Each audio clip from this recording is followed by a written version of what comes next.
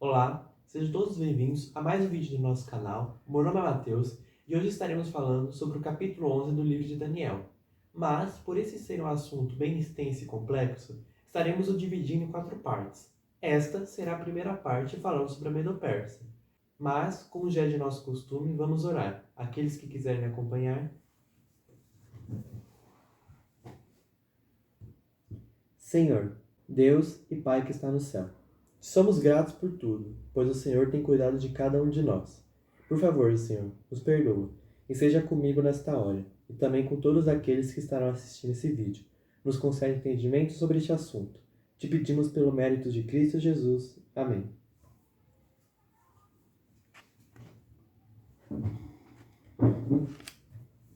Bom, o assunto do capítulo 11 do livro de Daniel é de extrema importância, pois pela compreensão dele, Daniel orou e jejuou por 3 semanas, enquanto que Satanás deteve o anjo Gabriel por este período. E foi necessário que o arcanjo Miguel, o qual se trata do próprio Jesus Cristo, viesse em seu auxílio, para que o anjo Gabriel pudesse assim vir e revelar a Daniel o assunto deste capítulo. Este capítulo é um contínuo, uma ampliação dos capítulos 7, 8, 9 e 10. Um contínuo e uma ampliação que resultará nos acontecimentos finais da história deste mundo, como conhecemos. É o nosso desejo, com esta apresentação, acrescentar mais do que detalhes históricos e políticos nesses acontecimentos ocorridos no passado, os quais são cumprimentos de profecias que se estendem também para o nosso futuro, e que terão o seu cumprimento final com a volta de nosso Senhor e Salvador Jesus Cristo. Mas queremos mostrar também, como pano de fundo desses acontecimentos, uma batalha espiritual entre a verdade e o engano, entre Cristo e Satanás, expondo para isso o mistério da iniquidade. O pastor evangelista Stephen Haskell, que viveu e pregou entre o final do século XIX e início do século XX, em seu livro A História de Daniel, o Profeta, na página 183, declara que Deus é o único, perfeito e autêntico historiador. O único registro imparcial dos acontecimentos nacionais é encontrado nas Escrituras Sagradas. Os homens fazem registros de atos, mas somente Deus pode dar a esses atos uma configuração adequada no grande drama da vida. Há uma corrente ininterrupta de eventos, um fio de seda na teia da vida, uma perpétua correnteza na maré de assuntos humanos. Este é o registro das intervenções de Deus para com o seu povo escolhido. A história egípcia é observada no registro inspirado do mundo, mas apenas enquanto desempenha o papel em ligação com o povo de Jeová. Da mesma forma, Assíria, Babilônia, Medo-Pérsia, Grécia e Roma, qualquer que seja a nação e qualquer que seja o seu lugar no tempo, sua história é conhecida pelo historiador divino. Apenas durante o tempo em que tem sido um instrumento nas mãos de Deus, para espalhar a sua verdade ou proteger o seu povo. Foi com este propósito que o reino Medo-Pérsia veio à existência, e quando cumpriu a sua obra e o Espírito de Deus se retirou, já não fazia mais parte do palco de ação. O Império Medo-Persa nasceu quando o tempo para a libertação de Israel do cativeiro de Babilônia havia amadurecido. Com o objetivo de acrescentar detalhes históricos, políticos e também espirituais relevantes para o nosso estudo, vou continuar me utilizando das observações deste livro, A História de Daniel, o Profeta, do pastor e evangelista Stephen Haskell, o qual eu recomendo pois considero uma leitura muito interessante. Agora, vamos ao capítulo 11 do livro de Daniel. Aqueles que quiserem me acompanhar com suas Bíblias, a partir do verso 1. Também eu, no primeiro ano de Dário, o Medo, eu mesmo, me levantei para confirmá-lo e fortalecê-lo.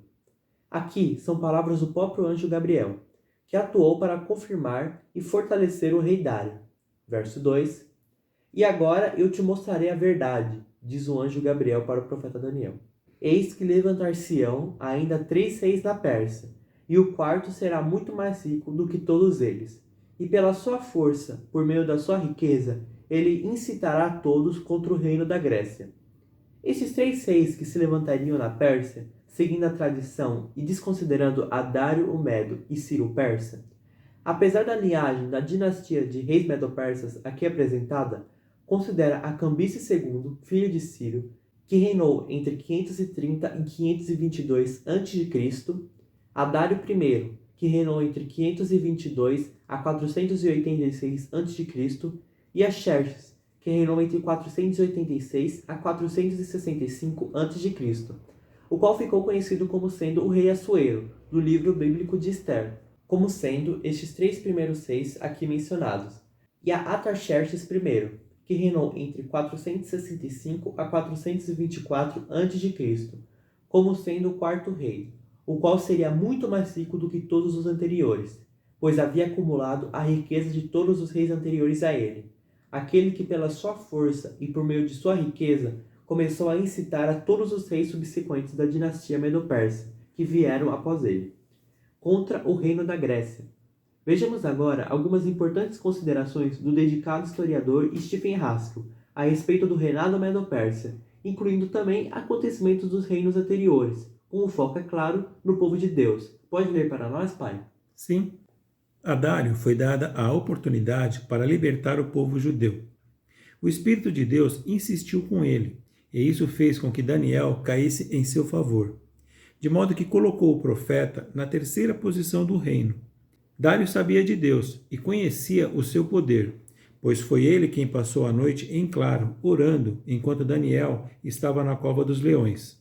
Dário reinou somente 2 anos. Então, Ciro assumiu o reino, e a partir da ascensão de Ciro até o fim da história medo-persa, o anjo Gabriel insistiu com os reis. Suas primeiras palavras para Daniel nessa última visão foram: "Sabes por que eu vim a ti? E agora retornarei para lutar com o príncipe da Pérsia. E quando eu me for, eis que o príncipe da Grécia virá." Deus sabia que, quando sua influência fosse retirada do rei da Pérsia, nenhum poder sobre a terra poderia ajudá-los. Este pensamento foi enfatizado quando o bode peludo foi visto enfrentando o carneiro sobre as margens do rio Granico. Riqueza, armas e influência de nada adiantaram. Dos 7 anos do reinado de Ciro, o 3º já havia começado no momento da visão. E seu primeiro ato registrado ao assumir o reino foi emitir a proclamação de liberdade para os judeus. Por toda a extensão da terra, as notícias foram anunciadas. E não demorou mais do que 12 meses para que a mensagem alcançasse os recantos mais remotos do império, onde os judeus poderiam ser encontrados. Todo o incentivo que o monarca poderia oferecer foi concedido àquele povo, mas o lento movimento por parte de alguns e a inatividade total da grande maioria surpreenderam a Ciro sobremaneira. Este é um dos comentários mais tristes de toda a Bíblia, sobre a perversidade do coração humano e o desejo de se apegar ao pecado. Ao lembrarmos que Babilônia era a personificação de todo o mal, que a injustiça e a opressão ali abundavam, e que o decreto de Ciro era um chamado de Deus à liberdade e à pureza de vida, o efeito de uma longa vida aos olhos do pecado é aterrador. Esse é um retrato da forma como os apelos de Deus têm sido tratados, vez após vez. Aqui é vista a contrapartida exata do que as pessoas fazem hoje, quando Deus lhes diz para abandonarem a moderna Babilônia. Uma razão pela qual os judeus se demoravam a abandonarem a antiga Babilônia foi porque as crianças e jovens foram negligenciados durante o cativeiro de 70 anos. Os lares judaicos deveriam ter sido suas escolas, o lugar onde essas crianças seriam preparadas para a cidade de Jerusalém. Mas, ao invés disso, as crianças judias frequentavam escolas babilônicas, misturando-se com a sociedade babilônica. Usavam roupas babilônicas, conversando, comendo e agindo como os babilônios. E, consequentemente, quando chegou a hora de deixar Babilônia, não tinham vontade de fazê-lo. Tivesse o povo hebreu sido fiel a seus privilégios, poderiam ter estabelecido escolas de profetas, a partir das quais luz teria sido irradiada para todas as partes do reino. Esta oportunidade foi oferecida nos primeiros dias do cativeiro, quando Nabucodonosor foi testemunha do fato de que todo o aprendizado caldeu não valia 1/10 do que Deus poderia ensinar. Daniel e seus companheiros foram escolhidos por causa do conhecimento dos verdadeiros princípios educacionais. E tivessem sido estabelecidas escolas naquela época, a juventude caldeia sem dúvida teria sido educada pelos judeus, na religião dos judeus. Deus sempre teve a intenção de que o povo de Israel fossem os mestres do mundo. E mesmo depois de o pecado os arrastar para a escravidão, deu-lhes ainda oportunidades para ensinar seus conquistadores e seus filhos. Mas, infelizmente, não foi assim que o povo de Israel agiu. Pois, ao final dos 70 anos, em resposta ao decreto de Ciro, disseram: não. Eles não ensinaram aos outros. Não conseguiram nem mesmo ensinar aos seus próprios filhos. E, como resultado, milhares pereceram juntamente com Babilônia. Aqueles que de fato subiram a Jerusalém trabalharam na reconstrução sem muito empenho e se revelaram prontos a desistir ante a menor oposição. Quando os fundamentos do templo foram colocados, os idosos choraram, porque não se igualava em esplendor ao templo de Salomão, e havia pouca influência no sentido de trazer outros de Babilônia. Não é de admirar que, depois de esperar 2 anos inteiros para ver os resultados, Ciro ficasse perplexo e surpreso com o resultado. Não é de surpreender que Daniel tivesse que esperar 3 semanas por uma resposta à sua oração, enquanto que o anjo Gabriel e o próprio Miguel instavam junto ao desalentado Ciro. Ciro estava pronto para fazer de Jerusalém a glória de toda a terra. No entanto, os judeus deveriam ter feito a sua parte. Como ficou a situação? Não encontramos qualquer registro de continuação dos trabalhos por parte deste rei. Ciro morreu, e o trabalho que se poderia ter feito foi cumprido apenas parcialmente. E isso por causa da negligência e da inatividade por parte do povo escolhido de Deus. Satanás havia testemunhado as operações do Espírito de Deus nos corações dos homens no próprio centro do governo, o qual ele reivindicava como seu. Foi devido à sua influência que os judeus não realizaram uma triunfal entrada em Jerusalém. Ciro lutava entre 2 influências, mas foi contido por Gabriel de praticar qualquer ato de violência. Cambises II, seu filho, reinou por quase 8 anos. Todavia, a maior parte do tempo fora gasto em inútil e dispendiosa guerra contra o Egito e a Etiópia. Para Cambises II, os samaritanos escreveram cartas de denúncia contra os judeus em Jerusalém. Mas ele estava demasiado ocupado com suas guerras estrangeiras para dar atenção a esse assunto. E nenhuma medida foi tomada em favor ou contra os trabalhos em Jerusalém. Os judeus ainda tinham liberdade para deixar Babilônia, mas esse tempo de tranquilidade nacional não concorreu para uma grande atividade por parte deles, e permaneceram onde estavam.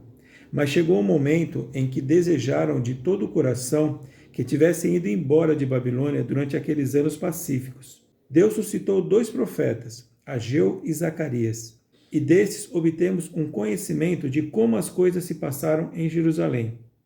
As pessoas deixaram de construir o templo e se voltaram para a construção de casas para si mesmas. Quando solicitados a prosseguir com a obra do Senhor, queixaram-se de que o dinheiro era escasso. Semearam, mas a colheita foi menor do que a quantia semeada. Suas árvores tinham pouca ou nenhuma fruta. Havia seca e o gado morria. Os homens não podiam pagar o aluguel ou impostos e tornaram-se escravos por causa de dívidas. Então, vendiam seus próprios filhos para a servidão. Em seguida, se queixaram de Deus, mas por todo o tempo Deus estava trabalhando por eles, mas eles não o sabiam. Gabriel ainda guardava o trono dos persas, e enquanto os desanimados judeus interrompiam a construção do templo por causa de uma pequena oposição, Deus estava elevando um homem ao trono, que levaria adiante o trabalho de Ciro. Ageu e Zacarias reuniram o povo e os exortava a continuar a obra da construção, transmitindo a palavra do Senhor de que a pobreza deles era resultado direto de sua própria recusa em trabalhar na obra, mesmo em face às dificuldades. Os judeus reassumiram os trabalhos, mas então Tatenai e outros governadores de tribos da Palestina foram a Jerusalém e advertiram os judeus a cessarem. Ageu, Zacarias, Zorobabel e Jesuá, que era Josué, então citaram o decreto de Ciro. Tatenai, em seguida, escreveu a Dário I, sucessor de Cambises II, esperando, é claro, que pusesse fim aos trabalhos. Dário I, no entanto, fez com que se realizasse uma pesquisa e encontrou o decreto de Ciro, com todos os particulares relativos à construção, e a ordem de verbas para a mesma, oriunda do tesouro do rei, e também os sacrifícios. Aqui se observa uma manifestação da bondade e da misericórdia de Deus. O que aos olhos do homem parecia uma derrota, foi transformado em uma gloriosa vitória. Dário I emitiu um decreto que cobria tudo o que estava contido no decreto de Ciro. E até mais. Tatenai e os homens que tinham entrado com a queixa receberam a ordem de ajudar e avançar com os trabalhos em Jerusalém, dando do seu próprio dinheiro para arcar com as despesas. As advertências de Jeremias ainda foram ouvidas. Fugi do meio de Babilônia e livrai cada homem a sua alma. Não sejais cortados dentro da sua iniquidade. Nós teríamos curado Babilônia, porém ela não está curada. Abandonai-a e deixai-nos ir cada um para a sua própria região. O Senhor produziu a nossa justiça. Vinde e declaremos em Sião a obra do Senhor nosso Deus. E Lucas nos relembra.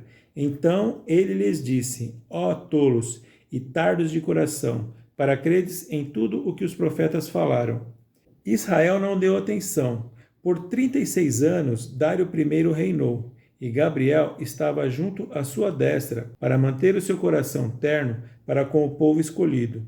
Os anjos do céu observavam atentamente para ver Israel retornar e edificar Jerusalém. Ao profeta Zacarias, nos dias de Dário I, foi dada uma visão maravilhosa sobre a história futura do povo de Deus. A Jerusalém foi dada naqueles dias a oportunidade de construir de forma a se tornar uma cidade eterna. Disse um anjo a outro anjo aos ouvidos de Zacarias, e disse-lhe: corre, fala a este jovem, dizendo: Jerusalém será habitada como as aldeias sem muros, por causa da multidão de homens e gados que nela haverá. Em vez de paredes de pedra, como Jerusalém e as cidades do mundo tinham sido sempre edificadas, Deus prometeu ser um muro de fogo ao seu redor. Saiam e fujam da terra do norte. Escapa tu, ó Sião, que habitas com a filha de Babilônia. Abundante amor, como o amor de uma mãe por seu primogênito, é ouvido nas palavras de Jeová.